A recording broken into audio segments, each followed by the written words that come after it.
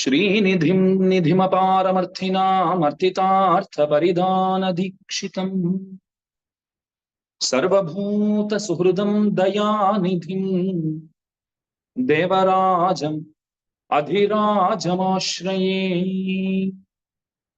आकारत्रयसम्पन्नाम् अरविन्दनिवासिनीम् अशेषजगतीशित्रीम् वन्दे वरदवल्लभाम् यो नित्यमच्युतपदाम्बुजयुग्मरुक्मव्यामोहतस्तदितराणि तृणाय मेने अस्मद्गुरोर्भगवतोऽस्य दयैकसिन्धोः रामानुजस्य चरणौ शरणं प्रपद्ये।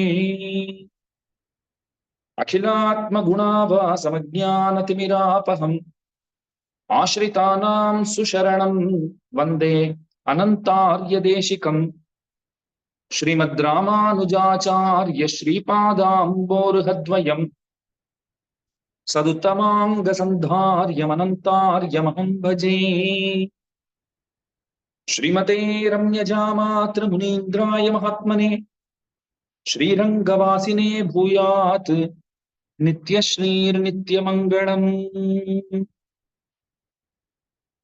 ஸ்ரீமத் வேதமார்க்க பிரதிஷ்டாபனாச்சாரியராய் உபய வேதாந்தாச்சாரியராய் எழுந்தருளியிருக்கும் ஸ்ரீமத் பரமஹம்ச பரிவ்ராஜகாச்சாரியரான ஸ்ரீ ஸ்ரீ ஸ்ரீ யதுகிரி யதிராஜ நாராயண ராமானுஜ ஜீயர் சுவாமியினுடைய 75வது திருநக்ஷத்திர பூர்த்தியை முன்னிட்டு பற்பல விசேஷமான காரியங்கள் நம்முடைய ஸ்ரீமட்டத்தாலே ஏற்பாடு செய்யப்பட்டு பார் புகழும் வண்ணம் நடைபெற்று வருகிறது. அந்த காரியக்கிரமங்களிலே ஸ்ரீ வைஷ்ணவ கிரந்த பரிச்சயம் என்கிற தலைப்பிலே நித்தியமும் ஸ்ரீ வைஷ்ணவ சம்பிரதாய கிரந்தங்களை கொண்டு பொதுபோக்குகை என்கிற ஒரு அம்சமும் சேர்க்கப்பட்டு அதுவும் விமரிசையாக நடைபெற்று வருகிறது. அந்த கிரமத்திலே நேற்றைய தினம் நாம் சரணாகதி கத்தியத்தினுடைய பெருமைகளிலே சில திவலைகளை அனுபவித்து மகிழ்ந்தோம். எம்பெருமானார் பங்குனி உத்தர திருநாளிலே திவ்ய தம்பதிகளின் முன்னிலையிலே சரணாகதி கத்தியத்தை அனுசந்தித்தார் என்று விண்ணப்பித்தேன்.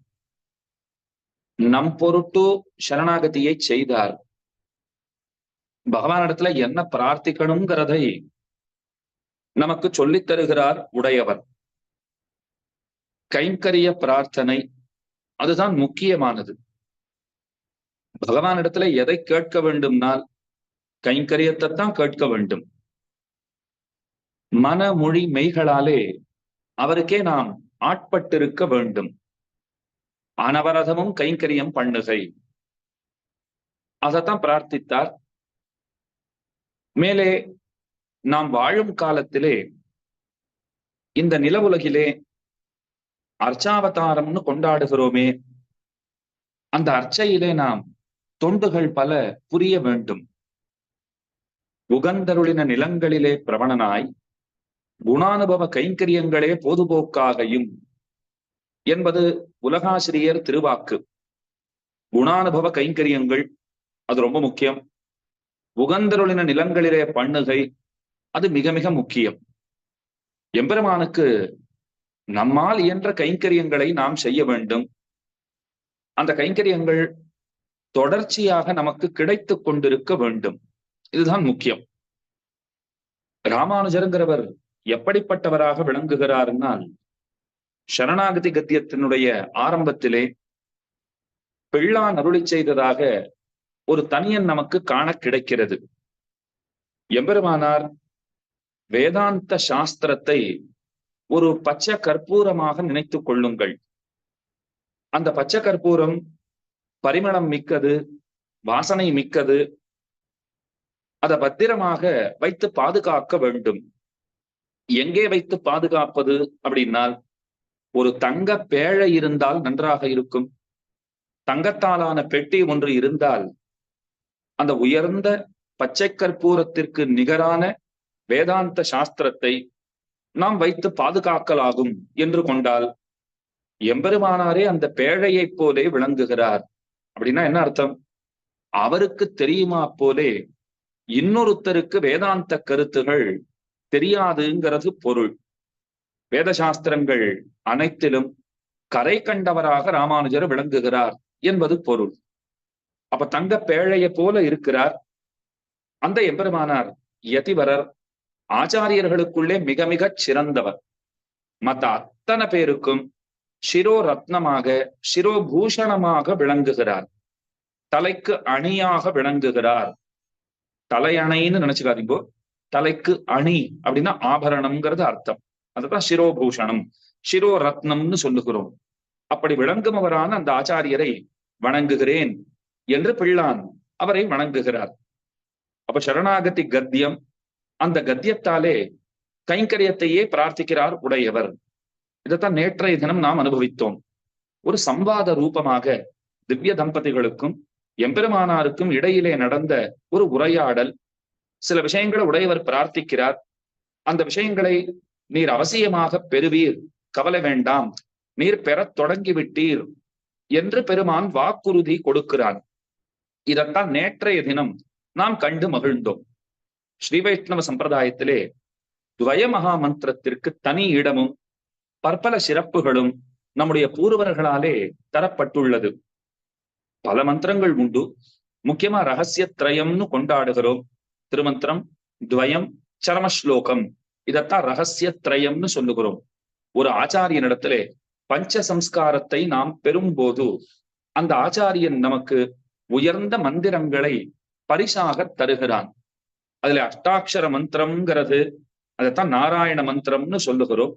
பதரீகாசிரமத்திலே நரநாராயணர்கள், அதாவது நாராயணனாகிற எம்பெருமான் நரனாகிற தன்னுடைய சிஷ்யனுக்கு, அந்த நரனும் நாராயணன் தான், அவர் ஒரு சீடனை போல அமர்ந்தார். நாராயணனே குருவானார். அந்த சீடனுக்கு உபதேசித்தார். சிங்காமை விரித்தான் பெருமான். அதைத்தான் அஷ்டாட்சர மகா மந்திரம் என்று நாம் போற்றுகிறோம். அடுத்தது துவய மந்திரம். ஸ்ரீவிஷ்ணு லோகத்திலே பகவானாலே பிராட்டிக்கு உபதேசிக்கப்பட்டது துவய மந்திரம்னு சொல்லுகிறோம். திருத்தேர் தட்டிலே அர்ஜுனனுக்கு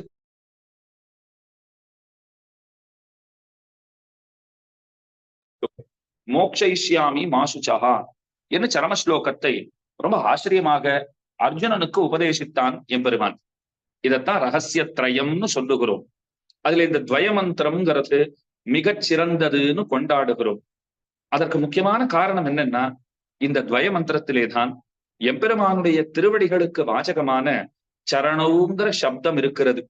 மற்ற மந்திரங்களிலே எம்பெருமானுடைய திருவடிகளை குறிப்பிடுகிற சொல்லுங்கிறது உங்களுக்கு கிடைக்காது. துவய மந்திரத்திலே ஸ்பஷ்டமாக காட்டப்படுகிறது. இன்னொரு விசேஷம் பாருங்க, பிராட்டிக்கு வாசகமான ஸ்ரீ சப்தம், ஸ்ரீன பிராட்டின்னு சொல்றோமா, இப்ப நாராயண மந்திரத்திலே பிராட்டிய பத்தி ஸ்பஷ்டமாக வெளிப்படையாக சொல்லப்படவில்லை. அது நீங்கள் உள்ளுக்குள்ளே தேடி கண்டுபிடிக்கணும். ஆனா துவய மந்திரத்துல பாருங்க, இந்த துவய மந்திரம் ஒன்றில்தான் ஸ்ரீ சப்தம்ங்கிறது ஸ்பஷ்டமாக வெளிப்படையாக காண கிடைக்கிறது. திருமந்திரத்துல ஆர்த்தமா தான் இருக்கு. ஆனா இதுல நம்ம சாப்தமாக வெளிப்படையாகவே நாம் காணும்படியாக அந்த ஸ்ரீ சப்தம்ங்கிறது விளங்குகிறது. இன்னொன்னு சொல்லி இருந்தேன், மந்திரங்களுக்குள்ளே இது ரத்னத்துக்கு சமமானது. அதனாலதான் மந்திர ரத்னம்னு கொண்டாடுகிறோம். திருமந்திரத்துக்கு மந்திர ராஜம்னு பெயர், துவயமகா மந்திரத்துக்கு மந்திர ரத்னம்னு பெயர். துவயத்திலே 25 திருவக்ஷரங்கள் உண்டு. வாக்கிய துவயமாக இருக்கிறது. 6 பதங்களோட கூடி இருக்கிறது. 10 அர்த்தங்களை பிரதிபாதிக்கிறது. வரிசையா என்னடா அது எண்ணிக்கையா சொல்லிட்டு போறேனேன்னு பிரமிக்க வேண்டாம், நன்னா கேட்டுக்கோங்க. துவய மந்திரத்திலே 25 அக்ஷரங்கள் உண்டு. யாராவது உங்களை பார்த்து துவயத்திலே மொத்தம் எத்தனை அக்ஷரங்கள் அப்படின்னு கேட்டா 25 அப்படின்னு உடனே சொல்ல வேண்டும். அது அதற்கு மேலே எப்படி இருக்கிறது, அது எத்தனை பிரிவாக இருக்கிறதுனால் வாக்கிய துவயம்னு சொல்லுகிறோம். 2 வாக்கியங்களாக பூர்வ வாக்கியம், உத்தர வாக்கியம்னு சொல்லுவார்கள். 6 பதங்களோட கூடி இருக்கிறது. 10 அர்த்தங்களை விசேஷமாக பிரதிபாதிக்கிறது, சொல்லுகிறது. அதுதான் துவயம். பூர்வோத்தர கண்டங்களிலே பூர்வோத்தர கண்டங்களிலே அணிமாமலர் மங்கையாகிற ஸ்ரீ ரத்னத்தோட கூடுகையாலே இருதலை மாணிக்கமாய் இருக்கும். இது 2 பக்கமும் திருமகளுடைய சம்பந்தம் பொலியப்பெத்து விளங்குகிறது. அதனால இருதல மாணிக்கத்தை போலே விளங்குகிறது என்று இதனை கொண்டாடுகிறார்கள். பகவான் கண்ணன் இருக்கிறாரே, அவருக்கு தேவகி புத்திர ரத்னம்னு பெயர். இந்த துவயமகா மந்திரத்துக்கு மந்திர ரத்னம்னு பெயர். அந்த ரத்னத்தை ஒரு உயர்ந்த பெட்டியிலே வைத்து ரட்சிப்பர். அதை போலத்தான் இந்த துவயமகா மந்திரமாகிற ரத்னம். அந்த ரத்தினத்தை எந்த பேழையிலே வைத்து ரட்சிக்கிறார்கள்னு கேட்டால், பராங்குஷ நாச்சயாமுன ராமானுஜ வரவர முனிவரர்களின் திருவுள்ளமாகிற பேழையிலே இது சுரட்சிதமாக இருக்கிறது. நம்மாழ்வாருடைய திருவுள்ளத்திலே இந்த ரத்தினம் நன்கு காக்கப்படுகிறது, ரட்சிக்கப்படுகிறது. அதற்கு மேலே நாத முனிகள், யாமுன முனிகள், ராமானுஜ முனிவர், வரவர முனிவரராகிற மணவாள மாமுனிகள், அப்படிப்பட்ட ஆச்சாரியர்கள் அவர்களுடைய திருவுள்ளமாகிற பேழையிலே சுரட்சிதமாக இருக்கிறது அப்படிங்கிறது இந்த இடத்திலே விஷயம். இன்னொன்னும், இந்த துவயம்ங்கிறது என்ன தெரியுமா? திருமந்திரத்தினுடைய விவரணம் தான் துவயம். திருமந்திரம் அஷ்டாட்சர மகாமந்திரம், அதனுடைய விவரணமாகத்தான் இந்த துவயமந்திரம்ங்கிறது விளங்குகிறது. அப்பேற்பட்ட துவய மந்திரம், அதனுடைய விவரணம் தான் கத்தியத்ரயம்ங்கிறத அடியே நேற்றைக்கே விண்ணப்பித்திருந்தேன். சரணாகதி கத்தியம்ங்கிறது அதுதான். இப்ப ஸ்ரீரங்க கத்தியம், மித கத்தியம், சின்ன கத்தியம், சிறிய கத்தியம்னு சொல்லப்படுகிறதே. அந்த ஸ்ரீரங்க கத்தியத்திலும் கைங்கரிய பிரார்த்தனையத்தான் அவர் பண்ணுகிறார். இப்ப இதுல என்ன செய்கிறார் அப்படின்னால், அதே கைங்கரிய பிரார்த்தனை தான். நேரடியாக திருவரங்கநாதனிடத்திலே கைங்கரிய பிரார்த்தனையை வைக்கிறார். திருவரங்கநாதனை கொண்டாடி மகிழ்கிறார். எம்பெருமானாருக்கு திருவரங்கனிடத்திலே அலாதி பிரியம். பொன்னரங்கம் என்னில் மயலே பெருகும் இராமானுஷன்னு சொல்றோமா? ஸ்ரீரங்கம்னு சொன்னாலே எம்பெருமானார் அப்படியே மயங்கி கீழே விழுந்து விடுவர். அத்தனை மையல்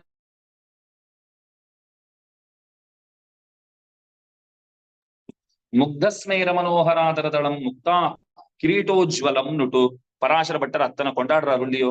அந்த எம்பெருமானை கண்டவர்கள் நிச்சயம் மயங்கி கீழே விழுந்து விடுவார்கள். அதுல ஒண்ணும் சந்தேகமே வேண்டாம். காலாழும் நெஞ்சழியும் கண் சுழலும்னு பாசுரம் இருக்கும் இல்லையோ? அந்த திருவரங்கநாதனிடத்திலே அலாதியான பிரியம். திருவரங்கநாதன் காஞ்சிபுரத்திலே இருந்து ராமானுஜரை திருவரங்கத்திற்கு வரவழைத்தான். தேவப்பெருமாளை விட்டு பிரிய மனமில்லாமல் தான் ராமானுஜர் திருவரங்கத்திற்கு எழுந்தருளினார். அந்த குழந்தை வரும்போதே ஒரு பெரிய பரிசை அந்த குழந்தைக்கு தந்துவிட வேண்டும் என்று எண்ணினான் திருவரங்கன். உடையவருங்கிற ஒரு உயர்ந்த திருநாமத்தை சாற்றினான். நித்திய விபூதி லீலா விபூதி செல்வங்களை ராமானுஜருக்கு பரிசளித்தான். அவரிட்ட வழக்காக இந்த செல்வங்கள் இருக்கும் என்று அவருக்கு பெரிய வரத்தையும் பகவான் கொடுத்தான். ராமானுஜரை தக்க சமயத்திலே தன்னிடத்திலே வரவழைத்து அவரை கொண்டு தன்னுடைய தர்மத்தை, தன்னுடையதான சம்பிரதாயத்தை நன்கு வளர்த்தவன் திருவரங்கநாதன். அந்த திருவரங்கநாதனுடைய கைங்கரியத்தை நன்கு அபிவிருத்தி செய்தவர் எம்பெருமானார். தென்னரங்கரு செல்வம் முத்தும் திருத்தி வைத்தான் வாழியேன்னு பாடுறோம் இல்லையோ? பார்த்து பார்த்து திருவரங்கநாதனுக்கு அவர் கைங்கரியம் பண்ணி இருக்கிறார். அப்ப எம்பெருமானாருடைய திருவுள்ளத்துல என்ன ஓடுறதுனால், கைங்கரியத்தை விட்டா இன்னொன்னு கேட்கறதுக்குன்னு கிடையாது. அதைத்தான் நிச்சயமாக நாம் பிரார்த்திக்க வேண்டும். அதை நல்லா முடிவு பண்ணிட்டார். அதை திருவரங்கநாதனிடத்திலே செய்வோம் என்று தீர்மானித்து கொண்டு சரணாகதி கத்தியத்திலே எந்த ஒன்றை அவர் விரிவாக அருளி செய்தாரோ அந்த விஷயத்தை சுருக்கமாக ஸ்ரீரங்க கத்தியத்திலே காட்டி அருளுகிறார். அவ்வளவுதான் விஷயம். இப்ப இதற்கென்று ஸ்ரீரங்க கத்தியத்துக்குன்னு ஒரு தனியன் உண்டு. சிதச்சித் பரதத்வானாம் தத்வயாதாத்மிய வேதினே ராமானுஜாய முனையே நமோ மம கரீயசே. எம்பெருமானார் எப்படிப்பட்டவர்னால் தத்வத்ரயம்னு சொல்றோமா? ஸ்ரீ வைஷ்ணவ சம்பிரதாயத்திலே தத்வத்ரயம் தத்வத்ரயம்னு சொல்லுவார்கள். நம்முடைய ஜீயர் சுவாமிகளை நாம சேவிக்கும் போதும் கையிலே அவர் முக்கோல் ஏந்தியவராய் முக்கோல் பகவராக திகழ்கிறார் இல்லையோ? அது என்னத்துக்காக 3 கோல்கள் அப்படின்னால், சிதச்சித்து ஈஸ்வரன் அப்படின்னு சொல்லக்கூடிய 3 தத்துவங்களை இசைகிற சம்பிரதாயத்தை சேர்ந்தவன் அப்படிங்கிறத நமக்கு சொல்ல வேண்டித்தான் முக்கோல் பிடிக்கிறார்கள் நம்முடைய யதிவரர்கள். அப்ப முக்கோல் சித்து அச்சித்து ஈஸ்வரன். சித்து அறிவுள்ள ஆன்மா, அச்சித்து அறிவற்ற ஜடப்பொருள். ஈஸ்வரன் இவ்விரண்டினுள் நுழைந்து புறப்பட்டு இவத்தை நியமிப்பவனான பெருமான், அவர்தான் ஈஸ்வரன் அப்படின்னு பகவானை கொண்டாடுகிறோம். அப்ப 3 தத்துவங்கள், இந்த 3 தத்துவங்களினுடைய உண்மைகளை நன்கு அறிந்தவர் ஒருவர் உண்டுன்னு சொன்னால் அப்பெருமைக்கு உடையவர் மட்டுமே. மிகச்சிறந்த ஆச்சாரியராக அவர் திகழ்கிறார். அவருக்கு நான் வணக்கங்களை செலுத்துகிறேன். ஆச்சாரியர்களுக்குள்ளே மேன்மை பொருந்தியவர், மிக பெரியவர், உயர்ந்தவர், உடையவர். அந்த உடையவருக்கு என்னுடைய வணக்கங்களை சொல்லுகிறேன் என்பது ஸ்ரீரங்க கத்தியத்திற்கென்று அமைந்திருக்கிற தனியன். அதுக்கு மேலே ரொம்ப ஆச்சரியமா பிரவேசம்ங்கிறது அமைந்திருக்கிறது. அதாவது அந்த நூலுக்குள்ளே நுழையணும் முடியும். இந்த நூல் எதற்காக, ஏன் பாடியிருக்கிறாருங்கிறத தெரிஞ்சுக்க வேண்டாமா? ஸ்ரீரங்க கத்தியத்துல என்ன விஷயம் சொல்லப்படுறதுன்னு சொன்னால், முதல் சூர்ணையினாலே சேத்தனன் அடைய வேண்டிய கைங்கரியத்தை அவர் பிரார்த்திக்கிறார். ஒரு சேத்தனன் அப்படின்னு சொன்னால் ஜீவாத்மா, சைத்தன்யம் இருக்கிறவன், அறிவிருக்கிறவன் சேத்தனன். ஜீவாத்மா அவன்தான் ஞானஸ்வரூபனாக விளங்குகிறான். ஞானானந்தமயஸ்துவாத்மான்னு சொல்லுவார்கள். ஞானமுடையவனாக இருக்கிறான், ஞானத்தோடே கூடியவன், ஞானமாகவே இருப்பவன், ஆனந்தத்தோடே கூடியிருப்பவன், ஆனந்தமயமானவன் அப்படின்னு எல்லாம் நம்முடைய வேதாந்தம் ஜீவனை வருணிக்கிறது. அப்ப சேத்தனன் அவனுக்கு ஸ்வரூபம் எது அப்படின்னா கைங்கரியம் தான் ஸ்வரூபம். அந்த கைங்கரியத்தை முதல் சூர்ணையாலே பிரார்த்திக்கிறார். அடுத்த சூர்ணையில பாருங்க, அவர் யோசனை பண்றார், இந்த கைங்கரியம் நமக்கு கிடைக்கணும்னு சொன்னால் நம்ம இடத்துல ஏதாவது கைமுதல் உண்டான்னு பார்க்கிறார். ஏதாவது அவர் கொடுக்கறதுக்குன்னு ஏதாவது உண்டா அப்படின்னா ஏதும் இல்லை. தன்னிடத்திலே எந்த கைமுதலும் இல்லை. ஆனா குறைகள் நிறைய இருக்குங்கிறார். இந்த வேடிக்கை பாருங்க, பெருமானுக்கு சமர்ப்பிப்பதற்கு நம்மிடத்திலே ஏதேனும் உண்டா? சுவாமி வெத்தலை பாக்கு வச்சிருக்கிறா, பழங்கள் வாங்கி வைத்திருக்கிறீரா, கற்கண்டு இருக்கிறதாண்டா? அதெல்லாம் ஒண்ணும் கிடையாது. அதுக்குன்னு அவருக்கு கொடுக்கறதுக்கு என்கிட்ட எதுவுமே இல்லைன்னு நினைச்சுன்றாதீங்கோ. நிறைய தோஷங்களை சம்பாதித்து வைத்திருக்கிறேன், நிறைய பாபங்களை சம்பாதித்து வைத்திருக்கிறேன், அதையே கொடுத்துடலாம். அப்ப அதுதான் நம்மிடத்திலே இருக்கிறது. அப்ப அந்த குறைகளை எல்லாம் விண்ணப்பித்துக் கொண்டு எம்பெருமானுடைய திருவடிகளையே உபாயமாக அறுதியிட்டு பற்றுகிறார். அதற்கு மேலே 3, 4, 5 சூர்ணைகளினாலே அவர் என்ன பிரார்த்தனை பண்றார் தெரியுமா? அடியனுடைய பிரார்த்தனையை மட்டும் பற்றாக கொண்டு அடியன் பிரார்த்தித்த கைங்கரியத்தை அடியனுக்கு தர வேண்டும். என்னுடைய தோஷங்களை எல்லாம் பார்த்துடாதே பெருமானே. அதை நீ பார்த்தாயின்னு சொன்னால் எனக்கென்று எந்த நன்மையையும் நீ செய்ய முடியாமல் போகலாம். நான் பிரார்த்தனை பண்ணேனும் இல்லையோ, கைங்கரியம் கொடுன்னு கேட்டேனும் இல்லையோ, அதையே பற்றாசாக கொண்டு அடியன் கோரியதை நீர் தந்தருள வேண்டும் அப்படின்னு கேட்கிறார். அதுக்கு மேலே என்ன சொல்லுகிறார்? மகா விஸ்வாசம்ங்கிறது ரொம்ப முக்கியம். அந்த மகா விஸ்வாசத்துடனும் கூட கைங்கரியத்தை பிரார்த்திக்கிறார், எம்பெருமானிடத்திலே வேண்டுகிறார். 6வது 7வது சூர்ணைகளாலே இந்த மகா விஸ்வாசத்தை கருணை முதலான கல்யாண குணங்களாலே நிறைந்தவரான தேவரீரே தந்தருள வேண்டும். இப்ப இப்படி புரிஞ்சுக்கோங்க, என்கிட்ட குறைகள் நிறைய இருக்கு, உம்மிடத்துல நிறைகள் நிறைய இருக்கு. குறை ஒன்றுமில்லாத கோவிந்தன் அப்படின்னு தானே ஆண்டாளும் போட்டிருக்கிறாள். என்னிடத்துல குறைகளுக்கு எப்படி பஞ்சம் இல்லையோ, தேவரீரிடத்துல நிறைகளுக்கு பஞ்சம் இல்லை. என்னிடத்துல மகாவிஸ்வாசம் இருப்பதாக தேவரீர் கொண்டு கருணை முதலான தேவரீருடைய கல்யாண குணங்களினாலே தேவரீரை அடியனை அங்கீகரித்தருள வேண்டும், அடியனுடைய பிரார்த்தனையை தலை கட்டி தர வேண்டும் அப்படின்னு கேட்கிறார். அதுக்கு மேல சொல்றார், வேறு எவருக்கும் ஆகாமல் தேவரீருக்கே அடிமைப்பட்ட இந்த ஆத்ம வஸ்துவை மகா என்கிற இத்தாலே தனக்குரியன் என்கிறது, நமஹா என்று அத்தை தவிர்க்கிறதுன்னு பிள்ளலோகாச்சாரியருடைய அற்புதமான திருவாக்கு. மகான்னு சொன்னால் என்னுடையதுன்னு அர்த்தம். நமஹா என்னுடையதன்று உன்னுடையது. நாராயணாயேன்னு சொல்றோமா, நாராயணனுக்கு உரியது. ஆய சப்தத்தாலே நாராயணனுக்கே உரியது. இது வேற இன்னொருத்தருக்கு கிடையாது. நான் என்னுடையவன் அல்லேன், நான் பிறருடையவனும் அல்லேன், நான் எம்பெருமானுக்கு உரியவன், நான் எம்பெருமானுக்கு மட்டுமே உரியவன். இதைத்தான் நன்றாக நாம் தெரிந்து கொள்ள வேண்டும். அந்த அர்த்தத்தை தான் இந்த இடத்துல விண்ணப்பம் பண்ணுகிறார். இந்த ஆத்ம வஸ்து இருக்கிறதே, இது இன்னொருத்தருக்குன்னு ஆகிவிடக் கூடாது. இது தேவரீருக்கே தொண்டுகள் செய்வதற்காகவே இருக்கிறது, தேவரீருக்கே உரிமைப்பட்டது அப்படிங்கிறத அவரிடத்துல அவர் விண்ணப்பம் பண்ணுகிறார். அப்ப கைங்கரியத்தை கொடுத்து உமக்கே ஆட்பட்டிருப்பவனாக அடியேனை கொள்ள வேண்டும் என்று எம்பெருமானுடைய திருவடிகளிலே பிரார்த்தனையை பண்ணி இந்த கத்தியத்தை அவர் நிறைவு செய்கிறார். அப்ப இந்த கத்தியத்தினாலே அவர் சொல்ல வருகிறது என்ன அப்படின்னால், சேத்தனனுக்கு தகுதியை காட்டும் அதிகாரி விசேஷணமாயிருக்கும் இந்த பிரபத்தி. இந்த பிரபத்தியை மோட்சத்தை விரும்பி பற்றிய சேத்தனர்கள் அவர்களுடைய சரீரம் விழும் வரை போதுபோக்கும் வழிகள் பல வகைப்பட்டிருக்கும். இப்ப பகவான் இடத்துல போகிறோம், அவர்கள் அந்த கைங்கரியத்தை பிரார்த்தனை பண்றோம். நித்திய கைங்கரியத்தை வேண்டுகிறோம்னால், நித்திய கைங்கரியம்ங்கிறது மோட்சம்னு சொல்றோமே, ஸ்ரீவைகுண்டத்திலே தான் சித்திக்கும். அந்த நித்திய கைங்கரியத்தை ஒருத்தர் வேண்டுகிறார், பகவான் தந்தோம்னு சொல்லிட்டார், உடனே கொடுத்துருவாரா? இந்த சரீரம் விழும்போது கொடுக்கிறார் இல்லையோ, சரீர அவசானத்திலே முக்தின்னு தேவப்பெருமாளுடைய திருவாக்கு. அப்ப கடைசியிலே தருகிறார். அப்ப இருக்கிற வரைக்கும் என்ன பண்றது? இருக்கிற வரைக்கும் என்ன செய்வது அப்படின்னால், பொதுபோக்கும் வழிகள் பல வகைப்பட்டிருக்கும். அதுக்கு ஒன்றும் வழிகள் இல்லாத போடல, நற்போது போக்குன்னு சொல்லணும். இப்ப பொழுதுபோக்குறதுக்கு நிறைய வழி இருக்குன்னா நாம் கூட தான் பொழுதுபோக்கிட்டு இருக்கோம். அது வீணே பொழுதுபோக்கி கொண்டிருக்கிறோம். அவத்தமே பிறவி தந்தாய், ஊமனாறு கண்ட கனவிலும் பழுதாய், ஒழிந்தன கழிந்த வண்ணாள்கள்னு சொல்றா போலே நாம பொழுதுபோக்குறதெல்லாம் இருக்கு. அப்படி பொழுதுபோக்கலாமா? கூடாது. நல்ல விஷயங்களிலே போதை போக்க வேண்டும். சத் சங்கம், சத் சங்கம்னு சொல்றோம் இல்லையோ, அது ரொம்ப முக்கியம். நல்லோர்களோடே சேர்ந்திருக்க வேண்டும், நல்லோர்களோடே பேச வேண்டும், பெரியவர்களோட எப்போதும் கூடி இருக்க வேண்டும். சாஸ்திரங்கள் என்ன சொல்றது தெரியுமா? பெரியவர்கள் கூடவே இருங்கிறது. அந்த பெரியவர்கள் உனக்கு உயர்ந்த உபதேசங்களை செய்யாவிடிலும் கூட நீ அவர்களுடனேயே காலத்தை கழிப்பாய். நான் கேட்டேன், உயர்ந்த உபதேசங்களை பண்ணலேன்னு சொன்னால் அவர்களோட நாம் எதற்காக கூடியிருக்க வேண்டும்? அவர்களோட எதற்காக நாம் காலத்தை கழிக்க வேண்டும்? அதுக்கு சாஸ்திரம் பதில் சொல்றது, அவர்களோட கூடியிருந்தாலே உனக்கு நல்ல புத்தி ஏற்பட்டுடும். அவர்களுடைய அனுஷ்டானத்தினாலேயே நீ சிறப்பை அடைவாய். தனியாக உபதேசிக்கணுங்கிற அவசியமே கிடையாது. நல்லோர்களோட சேர்ந்திருக்கிறோம்னு சொன்னால் அவர்களுடைய உயர்ந்த அனுஷ்டானம் இருக்கிறதே, அந்த அனுஷ்டானத்தினாலேயே நாம் நிச்சயமாக திருந்திவிட வாய்ப்புங்கிறது உண்டு. அதனாலதான் சத் சங்கம்ங்கிறது ரொம்ப முக்கியம். வணங்கி வழிபட்டும் பூசித்தும் போக்கினேன் போது என்று திருமழிசை ஆழ்வார் பாடுகிறார். உகந்தருளின திவ்ய தேசங்களிலே கைங்கரியம் செய்து காலத்தை கழித்தல், அப்படி பண்ணலாம்.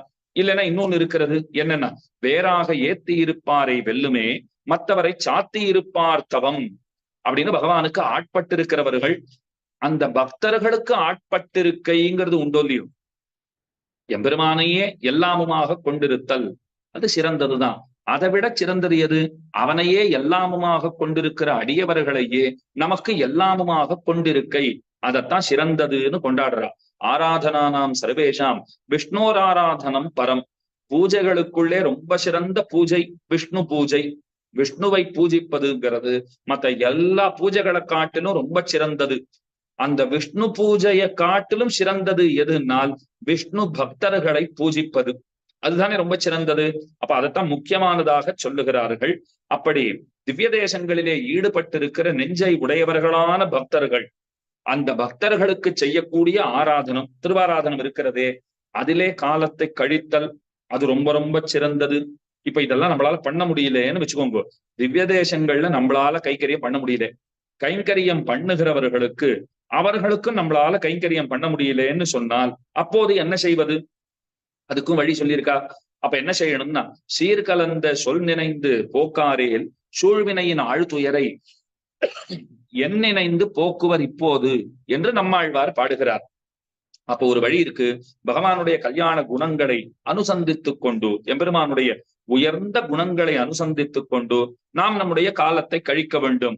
அடுத்தது ஒருத்தர் கேட்டார், பகவானிடத்துல நெஞ்சு செல்ல மாட்டேன் என்கிறதே சுவாமி, நான் என்ன பண்றதுன்னு கேட்டார். அதுக்கு பதில் சொன்னா, துவயம் அர்த்தானுசந்தானேன சகா அப்படின்னு சரணாகதி கத்தியத்திலே பெருமாள் உடையவருக்கு சொன்னார் இல்லையோ, நீ துவயத்தினுடைய அர்த்தத்தை எப்போதும் அனுசந்தித்துக் கொண்டிரு அப்படின்னு சொன்னார். அதை செய்யலாம் இல்லையோ, இருந்த இடத்திலே இருந்து கொண்டு துவயமகா மந்திரத்தை எப்போதும் நாம் அனுசந்தித்துக் கொண்டு அதனுடைய அர்த்தத்திலே நிரதர்களாக, அந்த அர்த்தத்தையே எப்போதும் சிந்திப்பவர்களாக நாம் இருக்க வேண்டும் அப்படின்னு இந்த 4 விஷயம் சொல்லப்பட்டிருக்கு. முதல்ல பார்த்தது திவ்ய தேசங்களிலே கைங்கரியம் பண்ணுகை, அது முடியலன்னு சொன்னால் கைங்கரியம் பண்ணுகிறவர்களுக்கு கைங்கரியம் பண்ணுகை, அதுவும் முடியலன்னு சொன்னால் எம்பெருமானுடைய கல்யாண குணங்களை எப்போதும் சிந்தித்துக் கொண்டிருக்கை, அதுவும் முடியலன்னு சொன்னால் துவயமகா மந்திரத்தை அர்த்தத்துடன் கூட எப்போதும் அனுசந்தித்திடுகை, அதைத்தான் விசேஷமாக சொல்லி இருக்கிறார்கள். அப்ப இந்த 4 வகைகளிலே எது கடைசியாக சொல்லப்பட்டதோ அர்த்தத்தோடு கூட துவயத்தை அனுசந்திப்பது அப்படின்னு பார்த்தோமா, அதைத்தான் சரணாகதி கத்தியத்தாலே, பெரிய கத்தியம்ங்கிற சரணாகதி கத்தியத்தாலே அது கேட்பவர்களுக்கு எளிதிலே புரியும்படியாக எம்பெருமானும் ரொம்ப ஆனந்தத்தோட திருச்செவி சாத்த உரியதாக அந்த துவயத்தினுடைய அர்த்தத்தை ரொம்ப விரிவாகவும் அல்லாமல் சுருக்கமாகவும் அல்லாமல் ரொம்ப விசேஷமா சொல்லிட்டார். பெரிய கத்தியத்திலேன்னு பார்த்தா அது ரொம்ப விரிவுன்னு சொல்ல முடியாது. ஸ்ரீரங்க கத்தியத்தோட ஒப்பிட்டோம்னு சொன்னால் அது பெரிய கிரந்தம் தான். விசேஷமான அர்த்தங்களை அதிலே பொழிகிறார். அதுவே சுருக்கம்னு சொல்லலாம். ஆனா அதை விட சுருக்கமாக ஸ்ரீரங்க கத்தியத்திலே அவர் அருளி செய்கிறார். அப்போ ஸ்ரீரங்க கத்தியத்தோட ஒப்பிட்டோம்னு சொன்னால் சரணாகதி கத்தியத்திலே துவயத்தினுடைய அர்த்தத்தை விரிவாக சொல்லி இருக்கிறார். ஸ்ரீரங்க கத்தியத்திலே சுருக்கமாக அருளி செய்கிறார் அப்படிங்கிறது அர்த்தம். இப்ப முதல் சூருணை ரொம்ப ஆச்சரியமான சூருணை இடுகிறார். எம்பெருமானுடைய பெருமைகளை ரொம்ப விரிவாக அதிலே சொல்லுகிறார். அதனுடைய அவதாரிக்க பாருங்கோ. இப்போ முதல் சூர்ணையிலே புருஷார்த்தமாக கைங்கரியத்தை அவர் நிர்ணயித்திருக்கிறாரா? கைங்கரியம் தான் புருஷார்த்தம் அப்படின்னு நிர்ணயித்திருக்கிறார். அந்த கைங்கரியத்தை ஏற்றுக்கொள்கிறவன் பகவான். பிரதிசம்பந்தின்னு சொல்லுவார்கள். நாம கைங்கரியம் பண்ணுகிறோம். அந்த கைங்கரியத்தை ஏற்றுக்கொள்கிறவராக இருக்கிறவர் எம்பெருமான் தான், நாராயணன் தான் இருக்கிறான். அந்த நாராயண சப்தத்திற்கு என்ன அர்த்தம் அப்படின்னால் பல அர்த்தங்கள் உண்டு. நாராயணன்னு சொன்னால் அதற்கு பல வகையான அர்த்தங்களை சொல்லுகிறார்கள். முக்கியமா நித்திய விபூதி லீலா விபூதிங்கிற இந்த இரட்டை செல்வங்களோட கூடியிருப்பவன் நாராயணன். பொங்கோதம் சூழ்ந்த புவனியும் விண்ணுலகம் அங்கு ஆதும் சோராமே ஆழ்கின்ற வெம்பெருமான்னு பாசுரம் இருக்கா? அப்ப நித்திய விபூதி லீலா விபூதி செல்வங்களை உடையவன் அவனே நாராயணன் அப்படின்னு கொண்டாடப்படுகிறான். அந்த நாராயண சப்தத்துக்கு இப்படி அர்த்தம் கொண்டு இன்னொன்னு தாழ்வுகளுக்கு எதிர்த்தட்டா இருக்கிறார் பெருமான். அதத்தான் அகிலஹேய பிரத்யநீகத்துவம் அப்படின்னு சொல்லுவார்கள். கல்யாணைகதானத்துவம், கல்யாண குணங்களோட கூடியிருக்கிறார். தாழ்வுகளுக்கு எதிர்த்தட்டா இருக்கார். எந்த தோஷங்களும் இல்லாதவராக இருக்கிறார். அப்போ இரண்டு விபூதிகளோட சேர்ந்திருக்கிறார். தாழ்வுகளுக்கு எதிர்த்தட்டா இருக்கிறார். கல்யாண குணங்களோட உயர்வர உயர்நலம் உடையவனாக பகவான் திகழ்கிறான்கிறத முதல் சூர்ணையாலே ரொம்ப அத்தியாச்சரியமாக நமக்கு காட்டி கொடுக்கிறார். சுவாதீன திரிவித சேதனாச்சேதன ஸ்வரூப ஸ்திதி பிரவருத்தி பேதம் கிளேஷ கர்மாதி அசேஷ தோஷ அசம்ஸ்பிருஷ்டம் ஸ்வாபாவிக அனவதிகாதிசய ஞானபலைஸ்வரிய வீரிய சக்தி தேஜஸ் சௌஷீல்ய வாத்சல்ய மார்தவ ஆர்ஜவ சௌஹார்த எபெருமானுடைய குணங்களை எல்லாம் வரிசையா சொல்லிட்டு வரார். அதற்கு மேலே தெரிவிக்கிறார் சௌஹார்த சாமிய காருண்ய மாதுரிய காம்பீரிய ஔதாரிய சாதுரிய ஸ்தைரிய தைரிய சௌரிய பராக்கிரம சத்யகாம சத்ய சங்கல்ப கிருத்தித்வ கிருதஜதாதி அசங்கேய கல்யாண கணௌக மகார்ணவம். பெரிய கடலை போல இருக்கார் பகவான். கடலை போலேன்னு சொன்னால் உயர்ந்த திருக்கல்யாண குணங்களே இங்கே கடலை போல சொல்லப்பட்டிருக்கு. ஆள வந்தார் ஸ்தோத்திர ரத்னத்திலே பாடுகிறார். வசீபதான்யோ குணவான் ருஜுஷுச்சிஹி மிருதுர்தயாளுர் மதுர ஸ்திர சமஹ கிருதி கிருதஜ்ஞஸ்த்வமசி ஸ்வபாவதஹ சமஸ்த கல்யாண குணாமிருதோ ததிஹி. பகவான் ஒரு கடலை போல இருக்கார் அப்படின்னா என்ன அர்த்தம்? உயர்ந்த குணங்கள், அந்த குணங்கள் எல்லாம் ஒரு கடலை போல விளங்குகிறது. பகவான் அந்த குணங்களோட கூடிய கடலாட்டம் இருக்கிறார் அப்படிங்கிறது அர்த்தம். அதைத்தான் இங்க குணகணௌக மகாரணவம்னு போட்டிருக்கிறார். பரபிரம்மபூதம் புருஷோத்தமம் ஸ்ரீரங்கசாயினம் அஸ்மத் சுவாமினம் பிரபுத்த நித்திய நியாமிய நித்தியதாஸ்யைகரசாத்ம ஸ்வபாவோகம் ததேகானுபவ ததேக பிரியா பரிபூர்ணம் பகவந்தம் விஷததமானுபவேன நிரந்தரம் அனுபூய தத் அனுபவஜனித அனவதிகாதிசய பிரீத்திகாரித அசேஷாவஸ்தோச்சித அசேஷ சேஷதைகரதி ரூப நித்திய கிங்கரோ பவானி அப்படின்னு முதலிலே பாடுகிறார். ரொம்ப ஆச்சரியமான அர்த்தத்தை முதல்ல காட்டுறார். பகவான் எப்படி இருக்காருன்னா அவருக்கு அதீனமாக இருக்கப்பெற்ற மூன்று வகைப்பட்ட சேத்தனாச்சேத்தனங்களினுடைய தன்மை, இருப்பு, செயல் ஆகியவற்றை உடையவராக அவர் இருக்கிறார். நம்ம கவனமா கேட்டா தான் புரியும். பகவான் எப்படிப்பட்டவரா இருக்காருனால், இப்போ ஜீவாத்மான்னு எடுத்துக்கோங்க. ஜீவாத்மா மூவகைப்பட்டிருப்பர். நித்தியர்கள் அனந்த கருட விஸ்வக்சேன சுதர்சன பாஞ்சஜன்யாதிகள் வைகுண்டத்திலேயே இருந்து எப்போதும் கைங்கரியம் பண்றவா, அவர்களுக்கு தான் நித்தியர்கள்னு பேரு. முக்தர்கள்னு சொன்னா கருமம் காரணமாக பல பிறவிகளை அடைந்தவர்கள் எம்பெருமானிடத்திலே சரணாகதியை செய்து அவன் அருளாலே அவனை கிட்டி மோட்ச சாம்ராஜ்யத்திலே புகுந்து கைங்கரியமாகிற புருஷார்த்தத்தை லபிக்க பெற்றவர்கள் அப்படின்னா திரும்ப இங்க வராதவான்னு அர்த்தம்.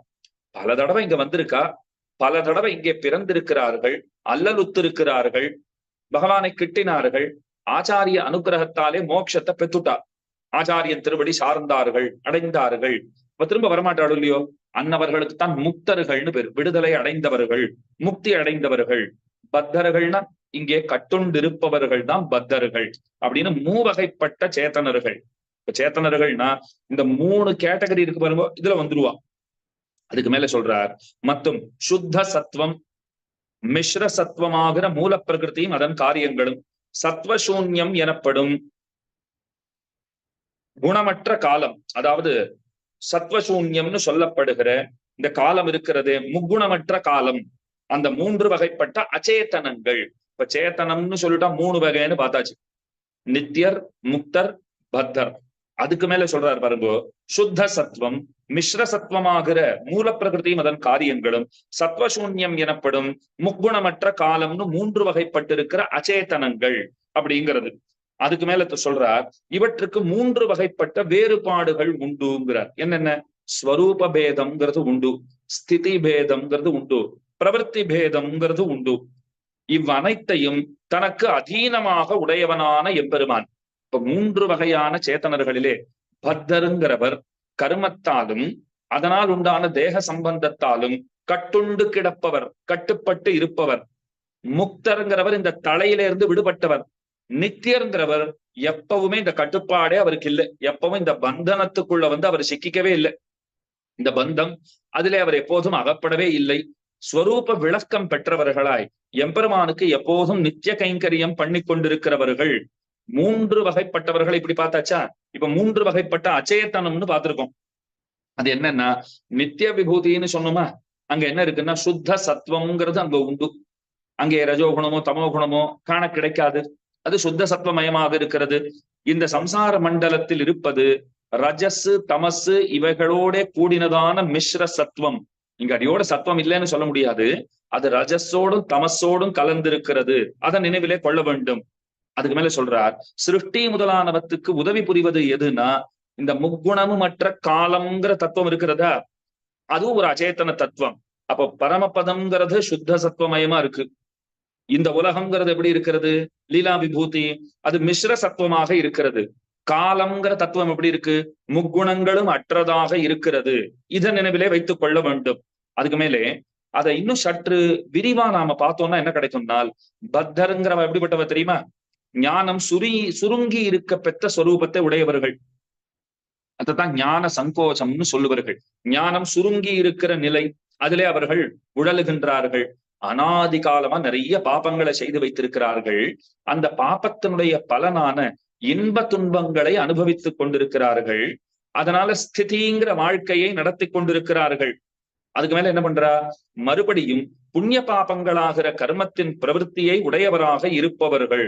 இப்ப பண்ணின பாபத்துக்கே நிறைய அனுபவிச்சுட்டு இருப்பா, இன்னும் புதுசா வேற நிறைய சேர்றதோ இல்லையோ, அதை அனுபவிக்கிற காலத்தை எதிர்பார்த்து காத்துட்டு இருப்பா, அதை வேற அனுபவிச்சாக வேண்டும். அப்படி இருக்கிறவர்கள். அதுக்கு மேல முக்தருங்கிறவர் ஒரு காரணமும் இல்லாமல் வெளிப்படுகிற பகவானுடைய கருணை, அதைத்தான் நிருஹேதுகமான கிருபைங்கிறார். அந்த நிருஹேதுகமான கிருபையினாலே ஞான சுருக்கத்துக்கு எது காரணமா இருக்கோ அந்த தேக சம்பந்தம் கர்மம். இப்ப கீழே பார்த்தோமே, அறிவுங்கிறது சுருங்கி கிடக்கிறதுன்னு ஒண்ணு பார்த்தோமா, அது ஏன் சுருங்கி இருக்கு அப்படின்னால் தேக சம்பந்தம்ங்கிறது காரணம், கர்மம்ங்கிறது காரணம். இந்த கர்மமும் தேக சம்பந்தமும் தொலைஞ்சுடுத்தூர்னு சொன்னால் ஸ்வரூப விளக்கம்ங்கிறது ஏற்படும்.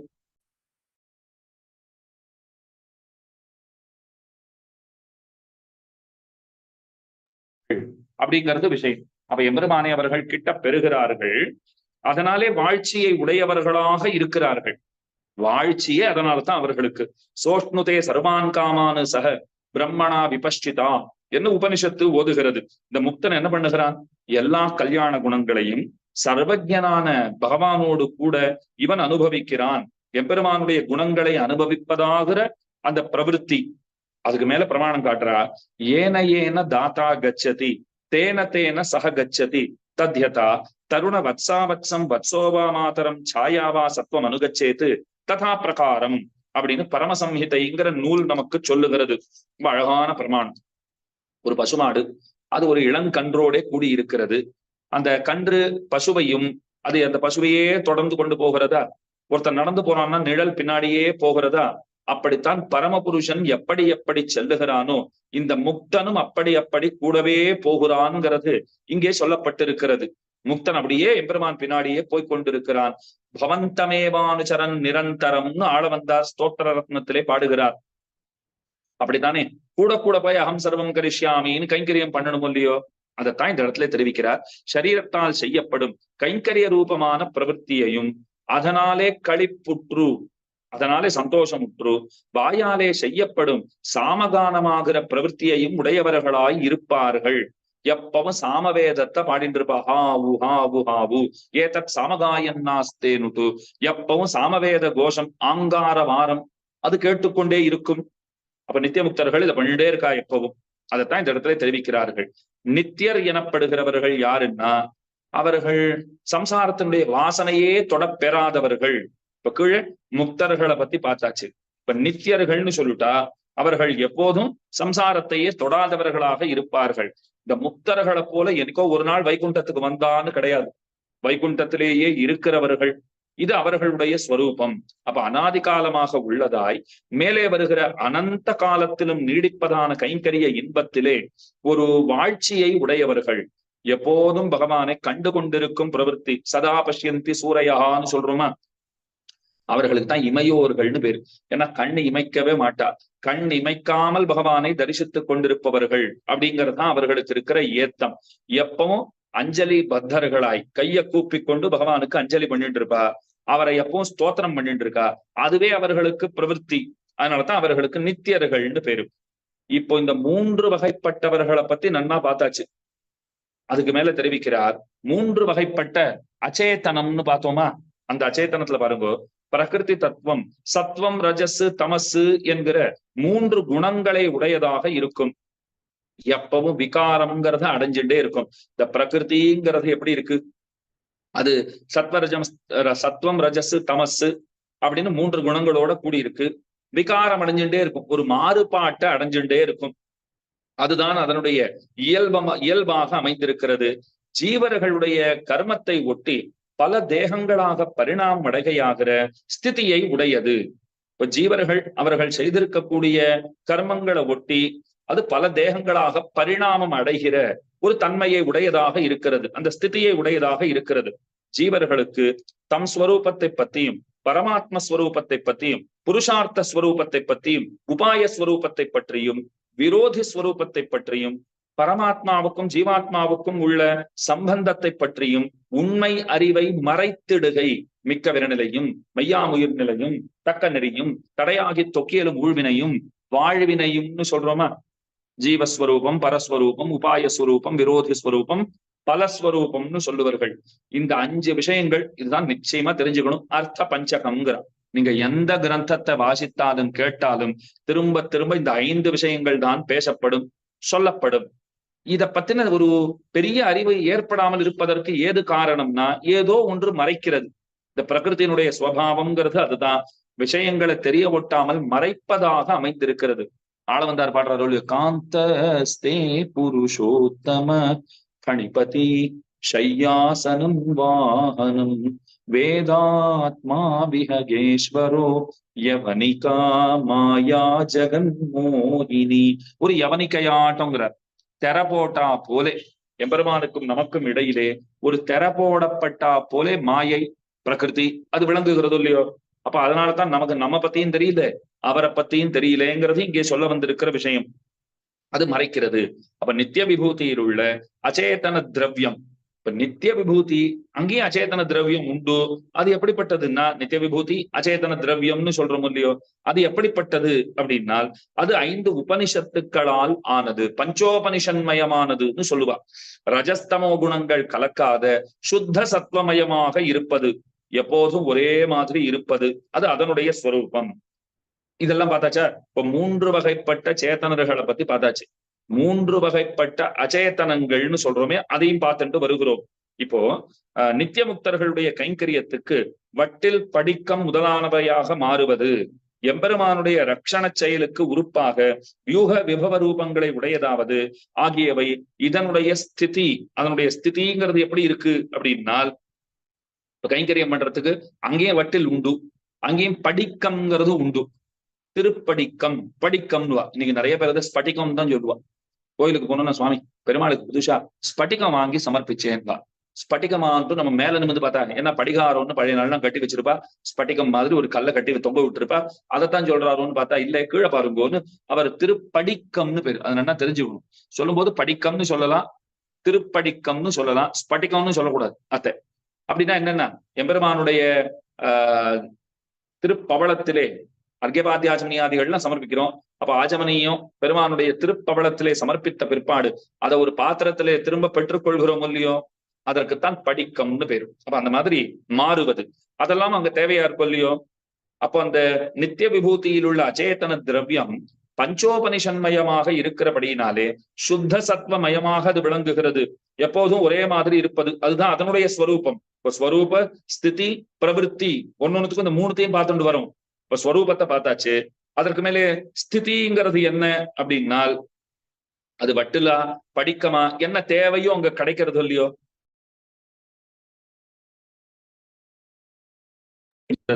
அதுதான் அதற்கு இருக்கிற ஒரு ஸ்திதியாக சொல்லப்படுகிறது. அதோட ஸ்திதிங்கிறது அதுதான்ங்கிறது இங்கே காட்டப்படுகிறது. அதற்கு மேலே எம்பெருமானுடைய ரட்சண செயலுக்கு உறுப்பாக வியூக விபவ ரூபங்களை உடையதாவது அதுதான் இதனுடைய ஸ்திதி. எல்லாவிடத்திலும் பிரகாசிப்பது இதனுடைய பிரவிற்த்தி, எல்லாவிடத்திலும் பிரகாசிப்பதாக இருக்கிறது. அதுவே அதனுடைய பிரவிற்த்தியாக விளங்குகிறது. அதற்கு மேல தெரிவிக்கிறார் என்னன்னா, மூன்றாவது அச்சேதன திரவியமாகிற சத்வசூன்யம் எனப்படும் காலம். இப்ப இந்த மூணு விஷயங்களை பார்த்துட்டு வரும். மூணு விஷயங்கள்னா முதல்ல சேத்தனர்களுக்குள்ளே மூன்று வகை அப்படிங்கிறத பார்த்தோம். இப்ப அடுத்தது அச்சேதனங்களுக்குள்ளே மூன்றுன்னு பார்த்துட்டு வரோமா. அதுல இந்த இடத்துல காலத்தை பத்தி சொல்றா. அந்த சத்வசூன்யம் எனப்படும்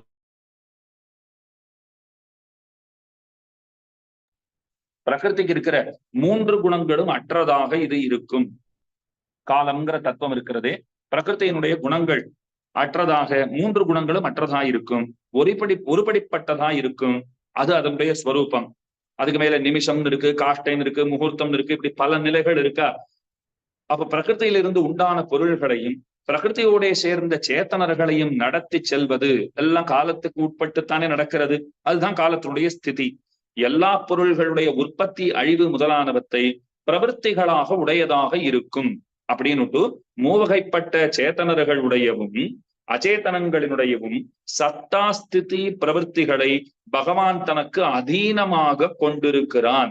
அவ்வளவுதான் சுவாமி விஷயம். ஒண்ணு இத்தனை நாள் சொன்னதெல்லாம் இப்ப நீங்க சுருக்கமா புரிஞ்சுக்கணும்னா என்ன வழின்னா, எதெல்லாம் இத்தனை நேரம் நம்மாலே பார்க்கப்பட்டதோ இவ்வனைத்தும் பகவானுக்கு அதீனப்பட்டது, அவர் வசத்திலே இருப்பது. அதுதான் இந்த இடத்துல சொல்ல வந்திருக்கிற விஷயம். எம்பெருமானுக்கு சரீரமா இருப்பது, இவற்றுக்கெல்லாம் ஆத்மாவாக பகவானே விளங்குகிறான் அப்படிங்கிற அந்த பேருண்மை அது இவ்விடத்திலே சொல்லப்படுகிறது. அப்ப எல்லாவற்றுக்கும் பகவான் தான் அவரே நியாமகராக விளங்குகிறார்னு சொல்லிட்டு மேல அவரை பலபடிகளாக துதித்து அவருடைய கல்யாண குணங்களை எல்லாம் வரிசையாக பேசி அந்த பெருமானிடத்திலே கைங்கரிய பிரார்த்தனையை ரொம்ப விசேஷமாக செய்கிறார். அதுக்கு மேலத்தான் சொல்றார், கைங்கரிய பிரார்த்தனையை ரொம்ப விசேஷமா பண்ணிட்டேன், எல்லாம் வாஸ்தவம் தான். ஆனால் அந்த கைங்கரியத்தை பெறுவதற்கு என்னிடத்துல என்ன இருக்கிறது, ஒன்றும் இருப்பதாக தெரியவில்லையே அப்படின்னு நினைக்கிறார். இந்த கர்மங்கிற கயிற்றினாலே கட்டப்பட்டவனாக கரையேறுவதற்கு வழியேதும் அறியாதவனாக இருக்கிற அடியேன் பெருமானே உன்னையே சரணமாக பத்துகிறேன் அப்படின்னு சொல்றார். அநாகத அனந்த கால சமீட்சையாபி அதிருஷ்ட சந்தாரோபாயா நிகில ஜந்து ஜாதசரண்ய ஸ்ரீமன்னு நாராயண தவ சரணாரவிந்த யுகலம் சரணமகம் பிரபத்யே என்று சரணம் புகுகிறார். அதுக்கு மேல சொல்றார், இப்படி இருக்கிற எனக்கும் நான் கேட்கறதையே இறப்பதையே கொண்டு, இறப்பதுன்னா கேட்பது யாசிப்பது, அதையே கொண்டு நீ கருணை உடையவனாக இருக்கிறபடியினாலே எம்பெருமானே உன்னிடத்துல நித்திய கைங்கரியத்தை நான் கேட்கிறேனோ இல்லையோ அதை தந்தருள வேண்டியது. ஒன்ன நன்னா அனுபவிக்கணும். அந்த அனுபவிப்பதால் உண்டாகிற அந்த மகிழ்ச்சியினாலே விளைகிற கைங்கரியம், அனுபவ பரிவாக ரூபமான அந்த கைங்கரியம் இருக்கிறதே, அந்த கைங்கரியத்தை பரம கிருபையோடே அடியேனுக்கு தந்தருள வேண்டும் அப்படின்னு விசாரிக்கிறார். அதைத்தான் எம்பெருமானிடத்திலே பிரார்த்தனை செய்கிறார். உன்னை தவிர எனக்கு வேற கதி இல்லைங்கிறார். தேகிமே கிருபையா நாத ந ஜானே கதி மன்யதா அப்படின்னு பாடுகிறார்.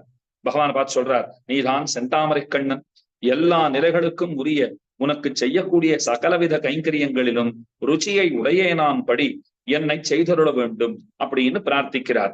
அப்ப மிகச்சிறந்த புருஷார்த்தங்கிறது கைங்கரியம் தான். அதனுடைய உண்மை நிலையை அறிந்து கொள்வதும், அறிந்து கொள்ள விருப்பம் இல்லாதவனாய் இருந்தாலும் என் வாய்மொழியையே கொண்டு, வாயால சொல்றேன் இல்லையோ, மனசால கேட்கிறேனா தெரியாது, நிஜமாவே கைங்கரியத்தை ஆசைப்படுறேனா தெரியாது, ஆனா வாயால நிச்சயமா சொல்றேன். அதனால என்னுடைய உள்ளத்தை உபாய உபேயங்களின் உண்மை உணர்வு பெற்றதாக நீயே இப்போதே செய்தருள வேண்டும். வாயால கேட்கறது மனசுலையும் நன்னா பதியறா போலே மனசுலேருந்து கேட்பவனாக நம்மை நீரே ஆக்க வேண்டும்ங்கிறார். வாயால சொல்லிடுறேன் கைங்கரியம் வேணும் வேணும்னு சொல்லிடுறேன், ஆனா மனசால அப்படி நினைக்கிறேனா தெரியலையே. மனசும் அதை ஆசைப்படுறதா தெரியல, ஆனா நீ நினைச்சா மனசு ஆசைப்படாதா, அதை நீதான் செய்தருள வேண்டும் அப்படின்னு பிரார்த்தனை பண்ணுகிறார். பகவான் எப்படிப்பட்டவர்? அபார கருணாம்புதே அனாலோசித விசேஷாசேஷ லோகசரண்யா பிரணதார்த்திஹரா. அடியேன் சிந்தித்துக் கொள்வதுண்டு, என்னதான் திருவரங்கத்துக்கு போனாலும் திருவாராதன பெருமாள் தேவ பெருமாள் தானே, ஸ்ரீரங்க கத்தியம்னு பேர் இருக்கலாம், ஆனா அந்த பெருமான் எப்படி அழைக்கிறார் பாருங்க, பிரணதார்த்திஹரான்னு அழைக்கிறார். இன்றைக்கும் தேவ பெருமாளுடைய பஞ்ச வேரர்கள்னால் அதுல பிரணதார்த்திஹர வரதர் அப்படின்றவர் ரொம்ப முக்கியமானவர். பிரணதார்த்திஹர வரதர் அப்படின்னு கொண்டாடுகிறோம், செல்வர்னு போற்றுகிறோம். அப்ப பாருங்க, பிரணதார்த்திஹரான்னு தேவ பெருமாளையே எண்ணுகிறார். பராசர பட்டர் திருவரங்கநாதனிடத்துல பேரன்பு மிக்கவர்னு நமக்கெல்லாம் தெரியும் இல்லையோ, அவர் திருவரங்கநாதனை கொண்டாடும் போதும் பிரணதார்த்திஹரான்னு கொண்டாடுறார். ஸ்ரீரங்கராஜ ஸ்தவத்திலே அடி நான் ஒரு இடத்துல உபன்யாசத்துல சொல்றச்சே சொன்னேன், என்னதான் திருவரங்கம் போய் சேர்ந்திருந்தாலும் கூரமாநகர் காஞ்சிபுரத்தை சேர்ந்தவர் தானே பராசர பட்டர். அதனால தேவப்பெருமானுடைய நினைவுங்கிறது அவரும் அறியாமல் அவருக்குள்ளே உண்டு. திருவரங்கனே எல்லாம் என்று இருந்தாலும், ஏன்னா அணையிலே சாய்ந்தருளும் போதும் திருவரங்கநாதனேன்னு சொல்லிட்டுதான் அணையிலே சாய்ந்தருள்வர் பட்டர்லாம் பார்க்கிறோம் இல்லையோ. அவர் திருவரங்கநாதன்னு சொன்னா அதை போல அத்தனை இனிமையா இன்னொருத்தரால சொல்லவே முடியாதுன்னு பார்க்கிறோம். ஆனால் அவரும் கூட பிரணதார்த்திகரான்னு எம்பெருமானை ஸ்ரீரங்கராஜஸ்தவத்திலே வாய் வெறுப்புகிறார்னு சொன்னால் அப்ப தேவபெருமானுடைய மகிமைங்கிறது எத்தனை பரவி இருக்கிறதுன்னு பாருங்கள். அப்ப பிரணதார்த்திகரா ஆஸ்ரித வாத்சல்யைக்க மகோததே, அபாரமான கருணை மிக்கவனாக இருக்கிறான். இது எம்பெருமானுடைய பெருமை. இன்னொன்னு, வேறுபாடு பார்க்காமல் அத்தனை பேருக்கும் புகழா இருக்கிறவர். இதுதான் சமதான்னு சொல்லுவார்கள். சமோகம் சர்வபூதேஷு நமேத்வேஷ்யோஸ்தின பிரியா அப்படின்னு கண்ணன் கீதையில சொல்றார். தேவானாம் தானவானாம் ச சாமானியம் அதிதெய்வதம் என்று ஜிதந்தே ஸ்தோத்திரம் சொல்லுகிறது. அப்ப அத்தனை பேருக்கும் பெருமான் புகழாக இருக்கிறார். பிரணதார்த்தி ஹரர், அடியவர்களுடைய துன்பங்களை போக்குகிறவராக இருக்கிறார்.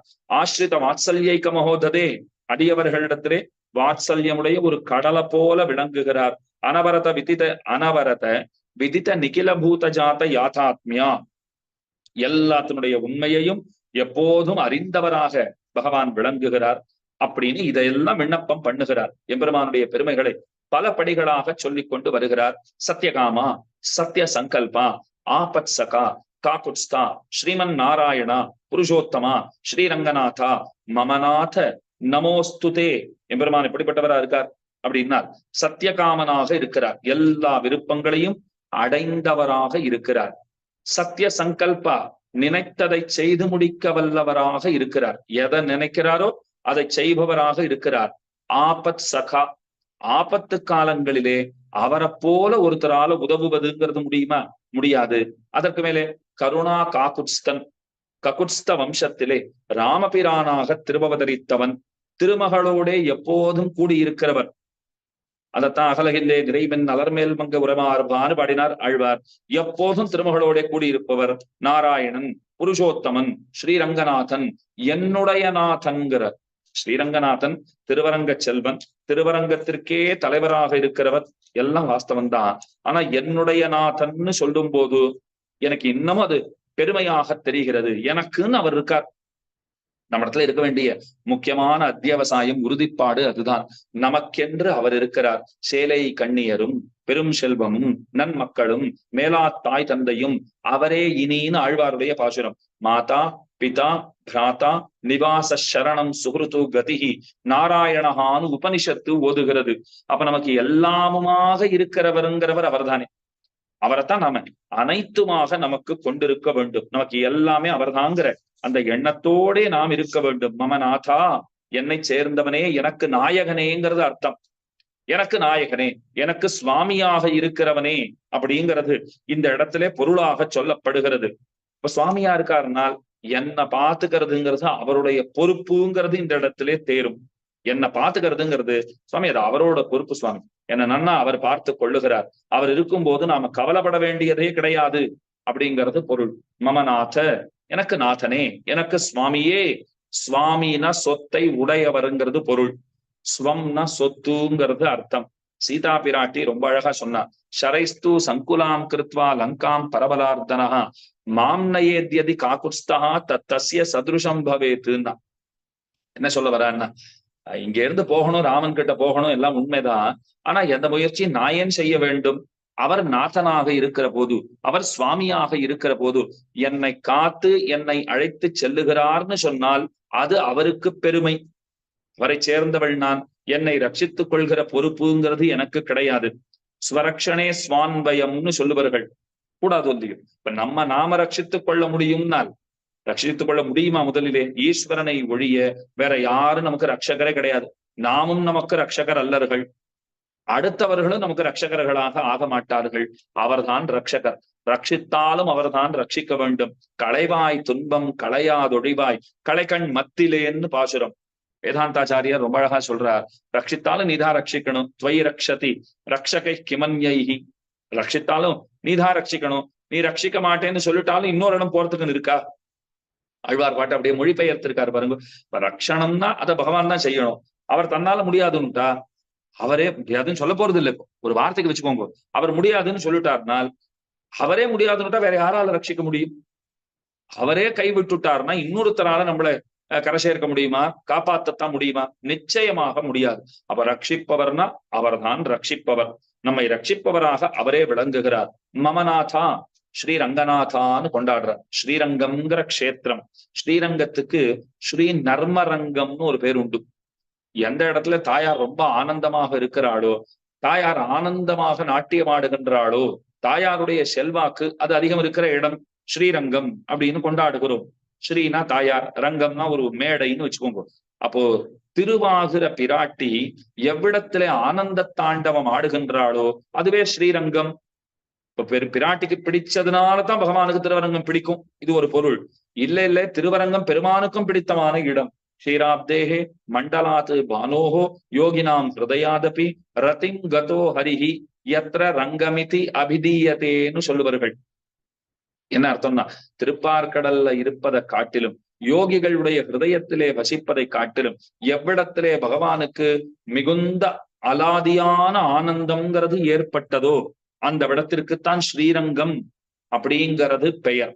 பொன்னரங்கம்னு கொண்டாடுகிறோம். நம்முடைய ஸ்ரீவைஷ்ணவ சம்பிரதாயத்திலே 108 திருப்பதிகளுக்கு அதிக மகிமை சொல்லப்பட்டிருக்கிறது. அந்த 108 திருப்பதிகளுக்குள்ளே முதன்மை திருப்பதிங்கிற ஏத்தம் அது திருவரங்கத்திற்குத்தானே உண்டு.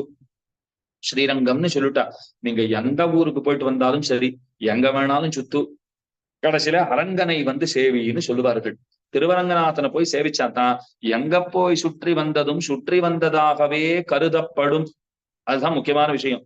இப்ப பாருங்க, ராம்லல்லா அயோத்தியில ரொம்ப விசேஷமாக கோயில் கொண்டாரா. ராம்லல்லா சந்நிதி அயோத்தியிலே விசேஷமாக அமைக்கப்பட்டு விட்டது. நாம வாழற காலத்துல நாம் அதை சேவிக்கிறோங்கிறது நமக்கு பெரிய பேரு. மாண்புமிகு பாரத பிரதமர் அயோத்தியிலே ராமனை பிரதிஷ்டை செய்வதற்கு முன்பாக திருவரங்கத்துக்கு வந்துட்டு போனாரா? ஏன்னா திருவரங்கநாதன் தான் ராமனுடைய ஆராத்திய தேவதை. இதுதான் விஷயம். ராமன் அவர் வாழ்ந்த காலத்திலே, எழுந்தருளி இருந்த காலத்திலே யாரை பூசித்தார்னால் திருவரங்கநாதனை பூசித்திருக்கிறார். இது திருவரங்கநாதனுக்கு இருக்கிற பெருமை. அதுதான் ராமனுக்கும் பெருமை. திருவரங்கநாதனை பூசித்திருக்கிறார்ங்கிறது ராமனுக்கு ஏத்தம். ராமனாலே பூசிக்கப்பட்டிருக்கிறோங்கிறது திருவரங்கநாதனுக்கு பெருமை. அப்ப அயோத்தியிலே ராம்லல்லா சந்நிதின்னு சொன்னால் திருவரங்கநாதனோட ஒரு சம்பந்தம், ஒரு தொடர்புங்கிறது சொல்லப்படுகிறதா? அது அயோத்தி ஆகட்டும், எந்த க்ஷேத்திரத்துக்கு போனாலும் சரி, திருவரங்கத்துக்கு போயிட்டு வந்தாதான் நாம திவ்யதேச யாத்திரைகளை செய்ததாகவே கணக்கிலே வரும். நன்னா கேட்டுக்கோங்கோ, 108 திவ்யதேசத்து எம்பெருமான்களும் இன்றைக்கும் அவர்கள் சயனம் கண்டருள்வதுங்கிறது திருவரங்கத்துல தானே. காவிரி கரையில அந்த மணர்த்திட்டிலே வந்து படுத்தால்தான் அவர்களுக்கு உறக்கமே வருமா. வேடிக்கையா இப்படி சொல்லுவா. திருவேங்கடமுடையான் ஒரு 15-20 நிமிஷம் தான் ஒரு நாளைக்கு தூங்குறார். ஆனா அவருக்கு நிர்பந்தம் பாருங்கோ, அந்த 15-20 நிமிஷத்திற்காகவேனும் அவர் திருவரங்கத்திற்கு வந்துவிட்டுத்தான் போக வேண்டும். உறக்கம் கொள்வதற்கு அங்கேதான் செல்ல வேண்டும். அப்ப ஸ்ரீரங்கநாதா ஒரு காலத்துல சேஷ பீட்டம், அனந்த பீட்டம் அப்படின்னு திருவரங்கத்திற்கு பெயர். சந்திர புஷ்கரணி கரையிலே அனந்த பீட்டம்னு உண்டு, சேஷ பீட்டம்னு உண்டு அப்படின்னு சொல்லுகிறார்கள். ரங்கநாதன் வந்தார், அதுக்கப்புறம் தான் அது ஸ்ரீரங்கம் என்று மாறியது. அப்ப அனந்த பீட்டத்தை சேர்ந்தவனாய் சேஷபீட்டத்தை சேர்ந்தவனான ஸ்ரீரங்கநாதன் அவர்தான் மமநாதன், எனக்கு நாதனாக அவரே விளங்குகிறார். நிறைய கல்யாண குணங்களோட அவர் கூடியிருக்கிறார். அதைத்தான் கீழே வரிசையா அந்த கல்யாண குணங்களை எல்லாம் பட்டியலிட்டு சொன்னார். ஒல்லியும் எத்தனை ஆச்சரியமான குணங்களை எல்லாம் சொன்னார். ஸ்வாபாவிக, அனவதிகாதிசய, ஞானபலேஸ்வரிய, வீரிய சக்தி தேஜஸ் சௌசீல்ய வாத்சல்ய, மார்தவ ஆர்ஜவ சௌஹார்த சாமிய காருண்ய மாதுரிய, காம்பீர்யௌதாரிய சாதுரிய ஸ்தைரிய தைரிய சௌரிய பராக்கிரம, சத்யகாம சத்ய சங்கல்ப, கிருத்தித்வ கிருதஜதாத்ய சங்கேய கல்யாண குணகுணௌக மகார்ணவம் பரபிரம்மபூதம் புருஷோத்தமம் ஸ்ரீரங்கசாயினம் அஸ்மத் சுவாமினம் ஸ்ரீரங்கசாயினம் கிடந்ததோர் கிடக்கை கண்டும்னு பாசுறோம். இப்ப ஆச்சரியமா படுத்துட்டு இருக்கார். அரவணையில் பள்ளி கொள்ளும் மாயோன் என்று எம்பெருமான் படுத்த நிலையிலே சேவை சாதிக்கிறார். ரகுவீர கத்தியத்துல வேதாந்தாச்சாரியர் பாடுறார். பூமிகா பூஷித பயோதி புலினான்னு கொண்டாடுறார். எம்பெருமான் நின்ன நிலையிலே பல இடங்கள்ல சேவை சாதிக்கிறார். வீத்திருந்த நிலையில பல இடங்கள்ல சேவை சாதிக்கிறார். கிடந்த நிலையில சேவை சாதிக்கிறார் பாருங்க. அந்த அழகு எங்கேயுமே வராதுன்னுட்டார். கிடந்ததோர் கிடக்கை. ராமன் சரணாகதி பண்ணார். சமுத்திரராஜனிடத்துல சரணாகதி பண்ணாரா? சமுத்திரத்தை நோக்கி படுத்துண்டார். 3 நாள்கள் பட்டினி உபவாசம் இருந்து சரணாகதியை செய்தார். தத சாகர வேலாயாம் தர்பான்னாஸ்தீரிய ராகவ அஞ்சலிங் பிராங்முக கிருத்வா பிரதிசிஷ்யே மகோததேன்னு ஸ்ரீராமாயண ஸ்லோகம். அப்ப படுத்துண்டார். கருணையம் கடல் கிடந்தனன் கருங்கடல் நோக்கின்னு கம்பர் பாடுறார். பகவான் படுத்துன்னு இருக்கச்சு எப்படி இருந்தார்னா ஒரு கடலை போல இருந்தாராம். கடலை நோக்கி படுத்திருக்கிற இன்னொரு கடல்னார், அது உப்பு கடல். இவர் கருணையம் கடல்னார், கருணை மிக்கிருக்கிற கடல். ஒரு கடலோட ஒரு கடல் உரசுமா போலேன்னு நம்மள சாதிக்கிறார். ஒரு கடலும் இன்னொரு கடலும் உரசுனா அப்படி இருக்கும். அத போல எம்பெருமான் படுத்துட்டு இருந்தார். அப்ப ஆச்சரியமா கிடந்ததோர் கிடக்கைங்கிறார். நம்மை எதிர்பார்த்து நம்முடைய வரவை எதிர்பார்த்து படுத்திருக்கிறபடியினாலே ஸ்ரீரங்கசாயினம் திருவரங்கத்திலே பகவான் படுத்திருக்கிறார். இந்த சம்சாரத்தை கிட்டி கிழங்கொடு பேர்த்து எடுத்து சென்றால் அல்லது நான் எழுந்திருக்க மாட்டேன்னு படுத்துட்டு இருக்கார். எல்லாரும் மோட்சத்துக்கு போயாச்சான்னு ஒரு தடவை பார்த்துட்டு தான் அவர் வருவார். அதையே சங்கல்பமாக கொண்டு படுத்திருக்கிற அந்த பெருமானிடத்திலே பற்பல குணங்கள் அமைந்திருக்கின்றனங்கிறத அதைத்தான் வரிசையா சொல்லிட்டு வர. சில குணங்களை மட்டும் சொல்றேன். சௌசீல்ய குணம், சீல குணம்னா அறப்பெரியவர் தாழ்ந்தவர்களோடும் புறையற கலந்திடுகை, அதைத்தான் சௌசீல்யம்னு சொல்லுவார்கள். ஸ்ரீல மகா குணம்ங்கிறார். ஸ்ரீராமாயணத்துல பாருங்க, குணவான்னு ஒரு வார்த்தை வருது. வால்மீகி மகர்ஷி நாரதர் இடத்துல சில கேள்விகளை எல்லாம் கேட்கிறார். கோன்வஸ்மின் சாம்பிரதம் லோகே குணவான் கஷ்ட வீரியவானு, பல குணங்களை சொல்லி இந்த குணங்களோட கூடியவன் ஒருவன் உண்டா, இப்போது இருக்கிறானா சொல்லும்னு கேட்கிறார். அப்ப குணவான்னு ஒண்ணு சொல்றார். குணத்தோட கூடிய, குணம்னே ஒரு குணம், அவ்வளவுதான் அர்த்தம். குணம்னே ஒரு குணம் இருக்குன்னார்.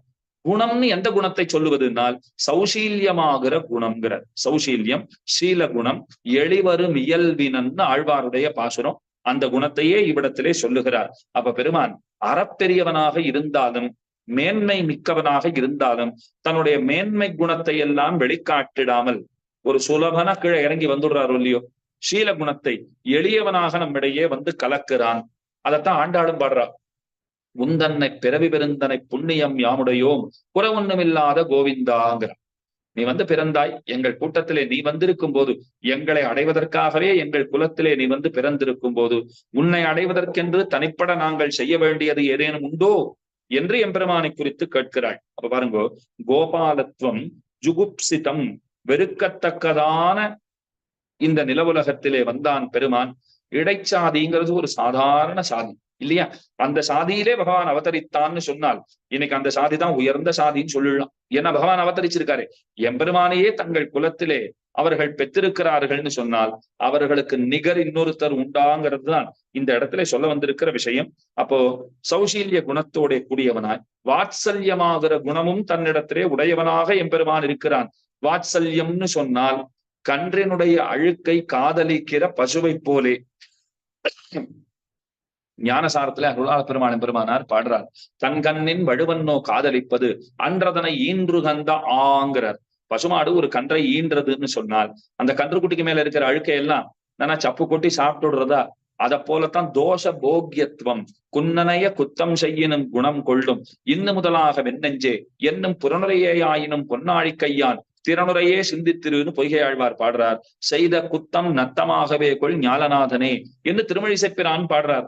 பக்தர்கள் செய்யக்கூடிய பாபங்கள் கூட பகவானுக்கு அது ரொம்ப போக்கியமாக அமைந்திருக்கிறது. அதை ரொம்ப விருப்பத்தோட பெருமான் ஸ்வீகரிக்கிறான்ங்கிறது அதைத்தான் வாத்சல்யம்னு இந்த இடத்துல சொல்லுகிறார். மார்தவ ஆர்ஜவ சௌஹார்த சாமிய காருண்ய எத்தனை குணங்களை ரொம்ப விசேஷமாக சொல்லிக் கொண்டு போகிறார். கடைசியில தெரிவிக்கிறார், கல்யாண குணகணவுக மகாருண்ணவம். எம்பெருமானுடைய குணங்களை எண்ணிட முடியுமா? ஜீவாத்மாக்கள் மொத்தம் எத்தனை பேர் எண்ண முடியுமா? முடியாது. நீங்க அதை கூட எண்ணிடலாம். ஆனா பகவானுடைய கல்யாண குணங்களை எண்ணவே முடியாதுன்னுட்டா. ஆனா திருப்பாவையில சொல்றா, அந்த கல்யாண குணங்களை கூட நீங்க எண்ணி முடிச்சுடலாம், திருவாய்ப்பாடியில இருக்கிற பசுக்கள் எத்தனைங்கிறத எண்ண முடியாதுங்கிறார். அப்ப பாத்துக்கோங்க, எத்தனை பசு மாடு அங்கே அந்த செல்வம்ங்கிறது நிறைந்திருந்ததுங்கிறது நமக்கு புரியுறது இல்லையோ. ஆனாலும் கல்யாண குணங்களை எண்ணிட முடியுமான்னா நிச்சயம் முடியாது. ஏன்னா உயர்நலம் உடையவனாக பகவான் ஒரு மகாரணவத்தை போல, ஒரு பெரிய சமுத்திரத்தை போலே அவர் விளங்குகிறார். பரபிரம்ம பூதம், அவர் தான் பரமாத்மா. பரபிரம்மம்னா மேலானவர், பிரம்மம்னா தானே பெரியவர், தன்னை சேர்ந்தவர்களையும் பெரியதாக ஆக்கும் அவர், அவருக்கு தான் பரபிரம்மம்னு பெயர். புருஷோத்தமம், புருஷர்களுக்குள்ளே சிறந்தவராக பகவான் விளங்குகிறான். புருஷோத்தம சப்தத்தாலும் சரி, பரபிரம்ம சப்தத்தாலும் சரி, வேதாந்தங்களிலே புகழ் பெற்றவனாக இருக்கிறான். பரபிரம்மம், பிருகத்வம், பிரம்மணத்துவமாகிய குணங்கள். தானே பெரியவர், சேர்ந்தவற்றை பெரியதாக ஆக்க வல்லவர், மற்ற அனைவரை காட்டிலும் பெரியவரா இருக்கிறவர், தம்மையே யொக்க அருள் செய்பவர். அப்படிங்கிறதுனாலே அதான் கீதையில சொல்றாரு பாருங்க, இதம் ஞானம் உபாஸ்ருத்திய மம சாதர்மியம் ஆகதாக சர்க்கேபி நோபஜாயந்தே பிரளயேன வியதந்தீச்ச அப்படின்னு பாடியிருக்கார். இந்த ஞானத்தை அடைந்து என்னை போல் ஆனவர்கள், அவர்கள் சிருஷ்டி காலத்திலே பிறப்பதில்லை, பிரளய காலத்திலே அவர்கள் அழிவதில்லை அப்படின்னு சொல்லியிருக்கார். அடியார்களை தன்னை போல பெரியவர்களாக ஆக்குகிறவராக பகவான் இருக்கிறார். தன்னாகவே கொண்டு சன்மம் செய்யாமையும் கொள்ளுமே என்று நம்மாழ்வார் பாடியிருக்கார். அதற்கு மேலே புருஷோத்தமன், புருஷோத்தமன்னா என்னன்னா க்ஷரன் அக்ஷரன் என்றும் லோகத்திலே புருஷர்கள் இருவிதமானவர்கள், 2 வகைப்பட்டவர்கள். எல்லா பூதங்களும் க்ஷரன், கூட்டஸ்தனான முக்தாத்மா அக்ஷரன்னு சொல்லப்படுகிறான். எல்லா பூதங்களும் க்ஷரன், முக்தாத்மா இருக்காரே அக்ஷரன்னு சொல்லப்படுகிறார். எவன் ஒருவன் மூவுலகங்களிலும் நுழைந்து அவற்றை தரிப்பவராகவும் குறைவற்றவனாகவும் நியமிப்பவனுமாகவும் இருக்கிறானோ அப்படிப்பட்ட பரமாத்மா இருக்கிறாரே, அந்த பரமாத்மா தான் முன்னே சொல்லப்பட்ட புருஷர்களை காட்டிலும், அதாவது க்ஷரன் அக்ஷரன் 2 வகை பார்த்தோம் இல்லையோ, அவர்களை காட்டிலும் வேறுபட்டவராக இருக்கிறார். ஞானத்திலே ஏற்றத்தாழ்வுள்ள புருஷனை அதிக்கிரமித்திருப்பதாலும், ஞானத்தில் ஏற்றத்தாழ்வுகள் அற்ற முக்த புருஷனை காட்டிலும் மேலானவனாய் இருப்பதாலும், க்ஷரண காட்டிலும் வேறுபட்டவர், முக்தனை காட்டிலும் வேறுபட்டவரா இருக்கார். அதனாலே ஸ்ருதியிலே பகவான் எப்படி கொண்டாடப்படுகிறார்னால் புருஷோத்தமன்னு கொண்டாடப்படுகிறார். புருஷோத்தமன்னா என்னன்னா, நாம ஆசைப்பட்டதையெல்லாம் எவர் தருகிறாரோ, அதிகமாக தருகிறாரோ அவர்தான் புருஷோத்தமன் என்று சொல்லப்படுகிறார். அவர் சிறந்தவனான புருஷோத்தமன், அவர்தான் ஸ்ரீரங்க சாயி என்று திருவரங்கத்திலே வந்து படுத்திருப்பவனாக பகவான் விளங்குகிறான்ங்கிறத ரொம்ப ஆச்சரியமாக பெருமானை கொண்டாடுகிறார். இந்த ஸ்ரீரங்க கத்தியம்ங்கிறது செவிக்கு ரொம்ப இனியது. பாடினா கேட்டுட்டே இருக்கலாம், சொல்லினா கேட்டுட்டே இருக்கலாம். அத்தனை ஆச்சரியமான கிரந்தம். அபார கருணாம்புதே அனாலோசித விசேஷாசேஷ லோக சரண்யா பிரணதார்த்திகரா எல்லாம் வரிசையா சொல்லிண்டே வரார். மேலே எம்பெருமானிடத்திலே அவனுடைய திருநாமங்களை வாய் வருவி கடைசியிலே நமோஸ்துதேங்கிறார். உறவை அறிந்தவர்களுக்கு வேண்டுவதாய், ஸ்வரூபத்துக்கு தகுந்ததாய், அவனுக்கு ஒப்புக்கே ஆன கைங்கரியமாகிற பரமபுருஷார்த்தத்தை வேண்டி நிறைவுபடுத்துகிறார். அடியேன் பெரும் புருஷார்த்தம், இந்த கைங்கரியம் வேணும்னு கேட்கிறனே, என்னுடைய சந்தோஷத்துக்காக கேட்கிறேன் அல்லேன், உம்முடைய உகப்புக்காகவே ஆக கடவுது அப்படிங்கிறார். தனக்கேயாக எனக் கொள்ளும் இதே எனக்கே கண்ணனை யான் கொள் சிறப்பேன்னு திருவாய்மொழியில நம்மாழ்வார் பாடுறாரே. உனக்கே நாமாட் செய்வோம் அப்படிங்கறதுதான் இங்க விஷயம். உனக்கே எப்போதும் ஆட்பட்டிருக்க வேண்டும். உண்டிட்டாய் இனி உண்டொழியாய்னு ஆழ்வாருடைய பாசனம். நிரந்தரமாக புஜித்தாய், நீ தொடங்கின காரியத்தையும் நடுவிலே குறை கிடக்க விடாதே விஷயீகரித்து கொண்டாய். நீ ஆரம்பிச்ச காரியத்துல குறைங்கிறது உண்டா? என்னை அடைவதற்காக நீ எத்தனை எத்தனை செய்திருக்கிறாய், அதுல குறைங்கிறது ஏற்படுமா? உனக்காகவே நான் இருக்கிறேன், அகம் சர்வம் கரிஷ்யாமிங்கிறா போலே எப்போதும் அவனுக்கு அவனுகந்த கைங்கரியங்களை நாம் செய்ய வேண்டும். உன் காரியத்துக்கு உன்னை வேண்டிக் கொள்ள வேணுமோன்னு நம்மள சொல்றார். என்ன அடைஞ்சா உனக்குத்தான பெருமை, உனக்குத்தான் லாபம். அப்படி உன்னோட காரியத்துக்கு நான் உங்ககிட்ட இத்தனை வேண்டணுமான்னு கேட்கிறார். என்ன ஆச்சரியமான அர்த்தம் பாருங்க. ஆள வந்தாரும் அதை பாடுறார், வேற மாதிரி சொல்றார். துவயாபிலப்தம் பகவன் நிதானி அனுத்தமம் பாத்திரமிதம் தயாயாகாங்கிறார். அனுகிரகம் பண்ணிவிடு, இன்னைக்கு வந்திருக்கேன் நாளைக்கு வருவேனான்னு தெரியாது. இன்னைக்கு ஏதோ நல்ல மூடு இருந்தது வந்துட்டேன், அனுகிரகம் பண்ணிவிடு, அனுகிரகம் பண்ணுன்னு கேட்கச்சே பண்ணிவிடு. அப்புறம் நாளைக்கு உனக்கு என்ன தெரியுமா தோணும், நேற்றுக்கே வந்தான் கொடுத்திருக்கலாம், கொடுக்காத போயிட்டோம், இனிமே வருவானா மாட்டானான்னு தெரியாது அப்படிங்கிற நிலை ஏற்பட்டு போயிடுறது இல்லையோ? அப்ப வந்திருக்கேன்னா அனுகிரகத்தை பண்ணிவிடு. ஒருத்தர் கடன் கொடுத்திருந்தோம், அவரா திரும்ப கொண்டு வந்தார், வச்சுக்கோ சுவாமி அப்புறம் வாங்கிக்கிறேன். 10 வருஷம் ஓடி போச்சு, தரவே இல்லை. அப்ப நான் என்ன சொல்லுவேன்? அன்னைக்கு அவரே கொண்டு வந்து கொடுத்தாரு, வாங்கிட்டு இருந்தா அன்னைக்கே முடிஞ்சு போயிருக்கும். 10 வருஷம் ஆச்சு, மூச்சே விட மாட்டேங்கிறார். ஒரு தடவை வேண்டாம்னு சொன்னேன், அதுக்காக தரவே மாட்டாரா அப்படின்னு ஒரு குறை, ஒரு கவலை நமக்கு ஏற்படுறது இல்லையோ? அந்த நிலைமை பெருமானுக்கு வேண்டாம்ங்கிறது இந்த இடத்துல விஷயம். ஆக நமோஸ்துதே, எம்பெருமானே இந்த வஸ்து தேவரீருக்கே இனியதாய் தலை கட்ட வேணும். இந்த ஆத்ம வஸ்து இருக்கிறதே அது தேவரீருக்கே அதிசயத்தை ஆனந்தத்தை விளைவிப்பதாக ஆக வேண்டும்ங்கிற அந்த உயர்ந்த பிரார்த்தனை ஸ்ரீரங்க கத்தியத்தாலே எம்பெருமானார் செய்கிறார். முதல்ல சரணாகதி கத்தியம், பெரிய கத்தியம், பிருத்து கத்தியம், அடுத்தது மித கத்தியம்ங்கிற ஸ்ரீரங்க கத்தியத்தினுடைய சுருக்கமான பொருள் இவ்விடத்திலே நம்மாலே அனுபவிக்கப்பட்டது. அதுக்கு மேல இருக்கிற விஷயங்கள் ஸ்ரீவைகுண்ட கத்தியம், ஸ்ரீவைகுண்ட வர்ணனம், அதிலே சொல்லப்பட்டிருக்கிற விஷயங்களை நாம் நாளைய தினம் அனுபவிக்க பிராப்தம். அனைவரும் கூடியிருந்து மகிழ வேண்டும்ங்கிறது பிரார்த்தனை. நம்முடைய ஜீயர் சுவாமியினுடைய 75வது திருநக்ஷத்திர மகோத்சவம், அமிர்த மகோத்சவம்னு ரொம்ப சிறப்பாக கொண்டாடப்படுகிறது. அந்த கொண்டாட்டங்களிலே நாமும் கலந்து கொண்டு சுவாமியினுடைய கிருபைக்கு பாத்திரபூத்தர்களாக ஆக வேண்டும். அப்ப நானாவித கைங்கரியங்களை பண்ணணும். இப்ப திரும்ப திரும்ப இந்த கிரந்தங்கள்ல எல்லாம் சொல்லப்படுற விஷயம் என்ன? பரம புருஷார்த்தம்ங்கிறது கைங்கரியம் தான், மேலான பயன்கிறது கைங்கரியம் தான், அந்த கைங்கரியம் தான் பரம புருஷார்த்தம் அப்படின்னு தானே சொல்றோம். அப்ப ஜீயர் சுவாமியினுடைய திருவுள்ளத்திற்கு பாங்கான கைங்கரியங்களை நாம் அனைவரும் பல விதங்களிலும் செய்து, அதை எப்படி சொல்லணும்னா, மனசுனால பண்ணலாம், சரீரத்தால பண்ணலாம். நிறைய செல்வம் காசு பகவான் கொடுத்திருக்காரா, தனம் கொடுத்திருக்காரா, அந்த தனங்களை சுவாமியினுடைய திருப்படிவாரங்களிலே சமர்ப்பித்தும் நாம் கைங்கரியம் செய்யலாம். அப்ப அவர் பண்ணுகிற கைங்கரியங்களுக்கு உறுதுணையாக கூட இருந்து அவர் செய்கிற கைங்கரியத்தை பகவான் மெச்சும் போது ஒரு அணில போல நாமும் கைங்கரியம் பண்ணினோம்னு நம்மையும் நினைப்பாரோ இல்லையோ? சுவாமி பண்ற காரியம் கைங்கரியம் ரொம்ப பெரியது, நாம கூட சேர்ந்து கருதுங்கிறது அணில், சலமிலா அணில போல நாம ஏதேனும் ஒரு சிறிய கைங்கரியம் பண்றோம்னு சொன்னால், அப்ப பாருங்க அது பெருமான் என்ன நினைப்பார்? ஜீயர் சுவாமியை கொண்டாடும் போது கூட அவனும் சேர்ந்து ஒரு சின்ன காரியத்தை செய்தான். சின்ன காரியமா நினைக்கவே மாட்டாராம். தான் கத்தியத்திரயத்திலையும் சரி, ஆளவந்தார் ஸ்தோத்திர ரத்னத்திலையும் சரி ரொம்ப ஆச்சரியமா சொல்றா. என்னன்னா, நாம சின்னதா ஏதாவது பண்ணா கூட பகவான் பெருசா நினைச்சுப்பான். அதனால சுவாமிக்கு கூட இருந்து அத்தனை கைங்கரியங்களும் நாமும் செய்ய வேண்டும்ங்கிறதையும் இந்த சந்தர்ப்பத்திலே, இந்த தருணத்திலே பிரார்த்தித்துக் கொண்டு நாளை சந்திக்கிறேன் என்று சொல்லி அமைகிறேன். அடியேன். ஸ்ரீமதே ரம்யஜாமா திருமீந்திராய மகாத்மனே ஸ்ரீரங்கவாசினே பூயாத்து நித்யஸ்ரீஹி நித்யமங்கலம்.